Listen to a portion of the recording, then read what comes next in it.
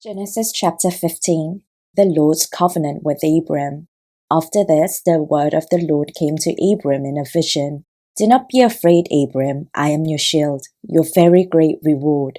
But Abram said, Sovereign Lord, what can you give me since I remain childless, and the one who will inherit my estate is Eliezer of Damascus? And Abram said, You have given me no children, so a servant in my household will be my heir. Then the word of the Lord came to him, This man will not be your heir, but a son who is your own flesh and blood will be your heir. He took him outside and said, Look up at the sky and count the stars, if indeed you can count them. Then he said to him, So shall your offspring be. Abram believed the Lord, and he credited it to him as righteousness. He also said to him, I am the Lord, who brought you out of Ur of the Chaldeans, to give you this land to take possession of it.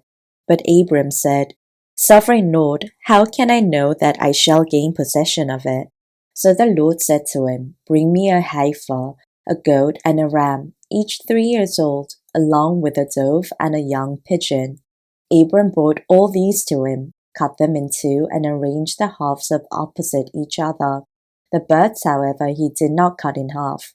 Then birds of prey came down on the carcasses, but Abram drove them away. As the sun was setting, Abram fell into a deep sleep, and a thick and dreadful darkness came over him. Then the Lord said to him, Know for certain that for 400 years your descendants will be strangers in a country not their own, and that they will be enslaved and ill-treated there. But I will punish the nation they serve as slaves, and afterwards they will come out with great possessions. You, however, will go to your ancestors in peace and be buried at a good old age. In the 4th generation your descendants will come back here, for the sin of the Amorites has not yet reached its full measure. When the sun had set and darkness had fallen, a smoking brazier with a blazing torch appeared and passed between the pieces.